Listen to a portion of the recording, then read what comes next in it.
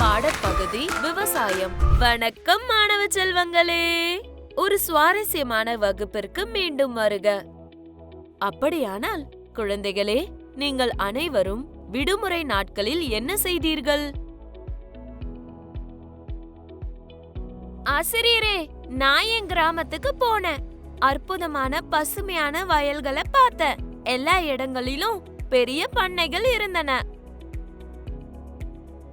ஒரு நாள் என் தாத்தா என்ன வயலுக்கு அழைத்து சென்று காட்டினார். நெற்பயிர் செடிகள் உயரமான மற்றும் பிரகாசமான பச்சை நிறத்தில் இருந்தன. அவர் ஒவ்வொரு நாளும் மிகவும் கடினமாக உழைக்கிறார். செடிகளுக்கு நீர்ப்பாசனம், களை அறுத்தல் மற்றும் அவற்றை கவனித்துக் கொள்கிறார். பல நாட்கள் கடின உழைப்புக்கு பிறகு தானியங்கள் அறுவடைக்கு தயாராகிவிட்டதாக என்னிடம் கூறினார். பின்னர் தானியங்கள் எங்கள் கிராமத்திலிருந்து நகரத்திற்கு அனுப்பப்படுகின்றன. அங்கு மக்கள் உணவை உண்கிறார்கள். விவசாயம் என்பது கடினமான வேலை என்று எனக்கு தெரியாது. இப்போது நான் விவசாயிகளை மிகவும் மதிக்கிறேன். அருமை கார்த்திக், நீ சொல்வது சரிதான். விவசாயம் எளிதானது அல்ல. நாம் அன்றாடம் உண்ணும் உணவை விளைவிக்க விவசாயிகள் மிகவும் கடினமாக உழைக்கிறார்கள். மாணவர்களே, நாம் உண்ணும் உணவு எவ்வாறு அதன் பயணத்தை தொடங்குகிறது என்பதை நாம் அனைவரும் அறிந்து கொள்ள வேண்டும். பண்ணையிலிருந்து நம் தட்டு வரை 5ஆம் வகுப்பு சுற்றுச்சூழல் அறிவியல் பாடத்திலிருந்து விவசாயத்தின் நிலைகள் என்ற தலைப்பில் விவசாயம் தொடங்குவோம். பயிர்களை வளர்ப்பது விவசாயம் என்று அழைக்கப்படுகிறது.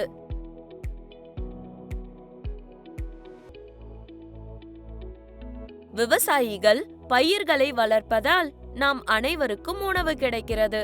கிராமங்கள் மற்றும் நகரங்களில் வாழும் மக்கள் தங்கள் உணவுக்காக விவசாயிகளை நம்பியுள்ளனர். நாம் அன்றாடம் உண்ணும் உணவிற்கு பின்னால் பலரது உழைப்பு இருக்கிறது. கற்றுக்கொள்வீர்கள். இந்த தலைப்பை படித்த பிறகு நீங்கள் விவசாய நடைமுறைகளின் பல்வேறு நிலைகளை புரிந்து கொள்வீர்கள். விவசாயத்தில் பயன்படுத்தப்படும் பாரம்பரிய மற்றும் நவீன கருவிகளை அடையாளம் காண்பீர்கள். பல்வேறு வகையான நீர்ப்பாசனம் பற்றி அறிவீர்கள்.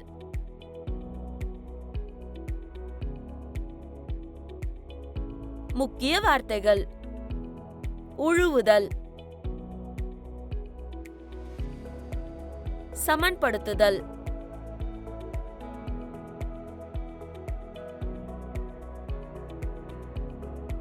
நாற்று நடவு,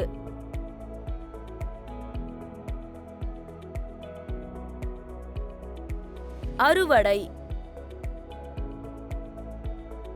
கதிரடித்தல்,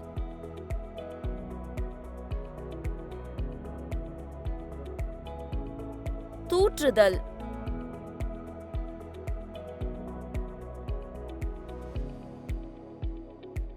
சால் நீர்ப்பாசனம்,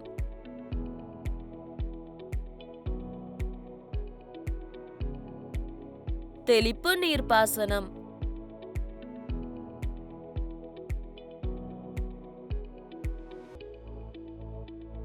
சொட்டு நீர்ப்பாசனம்,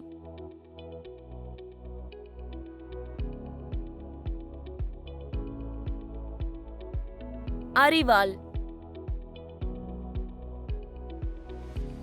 களை எடுக்கும் கருவி,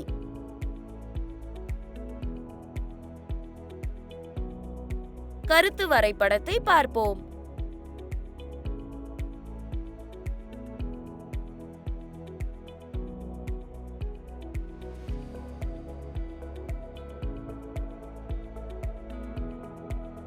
விவசாயத்தின் நிலைகள். பயிர் சாகுபடியில் பல்வேறு நிலைகளை பாருங்கள். விவசாயிகள் முதலில் சாகுபடிக்கு வயலை தயார் செய்கிறார்கள். காளைகள் மற்றும் டிராக்டர்கள் மூலம் வயல்களை உழுவுகிறார்கள்.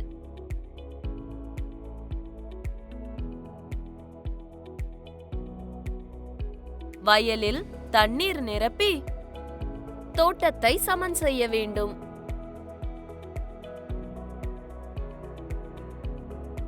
விவசாயிகள் நெல் கற்றைகளிலிருந்து நாற்றுகளை கொண்டு வந்து வயலில் நடவு செய்கிறார்கள். இது நாற்று நடவு என்று அழைக்கப்படுகிறது.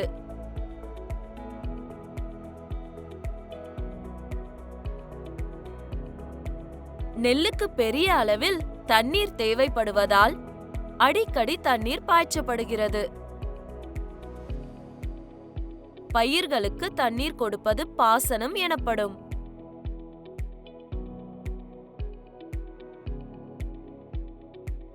செடிகள் மண்ணிலிருந்து ஊட்டச்சத்துக்களை பெறுகின்றன. மேலும் விவசாயிகள் சிறந்த மகசூலுக்காக உரம் மற்றும் செயற்கை உரங்களை பயன்படுத்துகின்றனர். பொதுவாக செடிகள் நோய் தாக்கி பயிர்களை அழித்துவிடும்.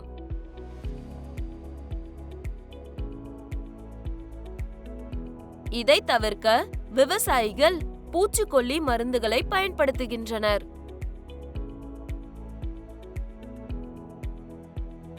நெல் விளைந்த பிறகு அறுவடை செய்யப்படுகிறது. அறுவடை செய்த பிறகு நெல் சில நாட்களுக்கு உலர்த்தப்பட்டு தானியங்களை வைக்கோலிலிருந்து கதிரடித்து பிரிக்கப்படும்.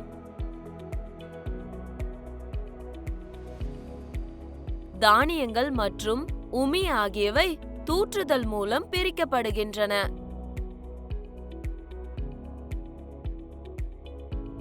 நெல் கோணிப்பைகளில் அடைக்கப்பட்டு ஒரு குடோனில் சேமிக்கப்படுகிறது.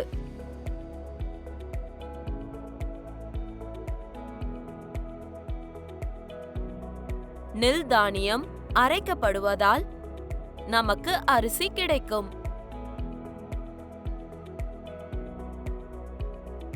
மிளகாய் போன்ற பல்வேறு வகையான பயிர்களை பயிரிடுகின்றனர். விவசாயிகள் ஜவ்வரிசி, பருத்தி, மக்காசோளம், மஞ்சள் மற்றும் ஒவ்வொரு பயிருக்கும் அதன் சொந்த சாகுபடி முறை உள்ளது.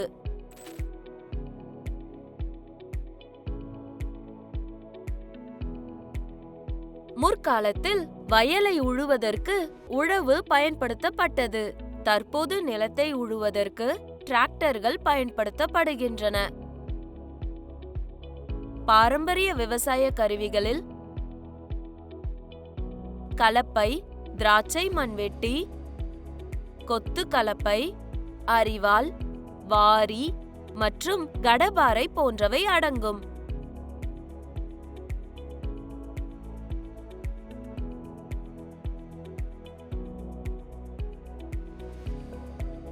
இப்போதெல்லாம் நிலத்தை தயார் செய்வதற்கும் நாற்றுகளை நடுவதற்கும் களை எடுப்பதற்கும் அறுவடை செய்வதற்கும் பண்ணை இயந்திரங்கள் கிடைக்கின்றன. இயந்திரங்களின் பயன்பாடு விவசாயிகளுக்கு உடல் உழைப்பை குறைக்கவும் சாகுபடி செயல்முறையை விரிவுபடுத்தவும் உதவுகிறது.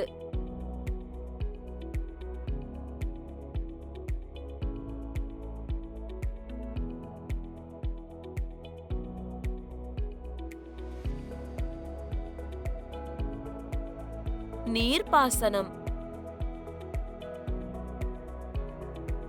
பாசனம் என்பது வயலுக்கு நீர் வழங்குவது. விவசாய நிலங்களுக்கு தண்ணீர் கிடைக்கின்றன. குளங்கள், கால்வாய்கள், கிணறுகள், ஆழ்துளை கிணறுகள் மூலம்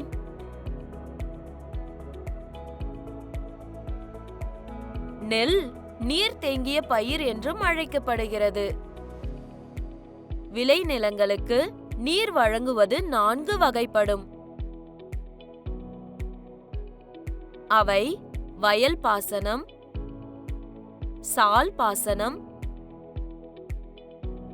தெளிப்பு நீர் பாசனம் மற்றும் சொட்டு நீர் பாசனம்.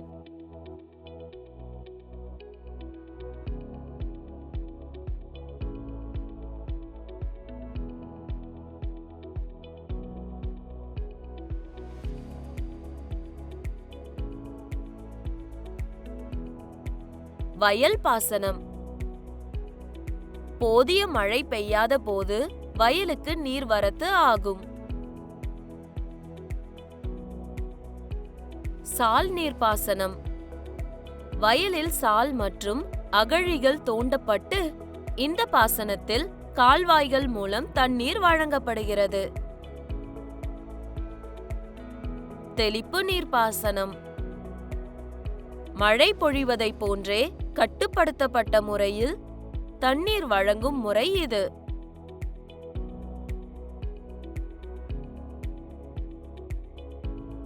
சொட்டு நீர் பாசனம். நீர் குழாய்களில் துளைகள் உள்ளன. இதன் மூலம் மண்ணில் நீர் சொட்டுகிறது. நீர் நேரடியாக வேர்களுக்கு செல்கிறது. எனவே குழந்தைகளே, இன்று விவசாயத்தின் நிலைகள் மற்றும் நீர்ப்பாசன வகைகள் பற்றி அறிந்து கொண்டோம். ஆரோக்கியமான தாவர வளர்ச்சிக்கு இந்த முறைகள் மிகவும் முக்கியம். அடுத்த அமர்வில் விவசாயத்தை பற்றி மேலும் சுவாரஸ்யமான விஷயங்களை தொடர்வோம். ஆர்வமாக இருங்கள். நினைவில் வைத்துக் கொள்ளுங்கள். வயல் தயார் செய்தல், நாற்று நடுதல், நீர் பாய்ச்சுதல், உரமிடுதல், பயிர் பாதுகாப்பு, அறுவடை செய்தல், கதிரடித்தல், தூற்றுதல், சேமித்தல் மற்றும் அரைத்தல் ஆகியவை சாகுபடியின் வெவ்வேறு நிலைகளாகும். விவசாயிகள் பயிர் சாகுபடியில் நவீன மற்றும் பாரம்பரிய கருவிகளை பயன்படுத்துகின்றனர். வயல் பாசனம், சால் பாசனம், தெளிப்பு நீர்ப்பாசனம் மற்றும் சொட்டு நீர்ப்பாசனம் ஆகியவை பாசன முறைகளாகும். செயல்பாடு: விவசாயத்தின் நிலைகள் மற்றும் சாகுபடியில் பயன்படுத்தப்படும் நீர்ப்பாசன முறைகளுடன் ஒரு சுவரொட்டியை தயாரிக்கவும். மாணவர் அறிவு மதிப்பீடு. பின்வருவனவற்றுக்கு பதிலளிக்கவும். கேள்வி 1. சாகுபடி என்றால் என்ன? கேள்வி 2. சாகுபடியில் பயன்படுத்தப்படும் நவீன உபகரணங்கள் என்ன? கேள்வி 3. பல்வேறு வகையான நீர்ப்பாசன முறைகள் என்ன? கேள்வி 4. வைக்கோல் மற்றும் உமியிலிருந்து தானியங்களை பிரிக்க என்ன முறைகள் பயன்படுத்தப்படுகின்றன? கேள்வி 5. உங்களுக்கு தெரிந்த சில உணவு பயிர்களை குறிப்பிடவும். கோடிட்ட இடங்களை நிரப்புக. கேள்வி 1. விவசாயத்தின் முதல் படி டேஷ். கேள்வி 2. விவசாயிகள் நெல் தொகுதிகளில் இருந்து நாற்றுகளை கொண்டு வந்து வயலில் நடவு செய்கிறார்கள். இது டேஷ் என்று அழைக்கப்படுகிறது. கேள்வி 3. பயிர்களுக்கு நீர் பாய்ச்சுதல் என்று அழைக்கப்படுகிறது. டேஷ். கேள்வி 4. பூச்சிகளிலிருந்து பயிர்களை பாதுகாக்க விவசாயிகள் டேஷ் பயன்படுத்துகின்றனர். கேள்வி 5. பயிர் வளர்ச்சி டேஷ் பயன்படுத்தி அதிகரிக்கிறது. மீண்டும் சந்திப்போம் குழந்தைகளே.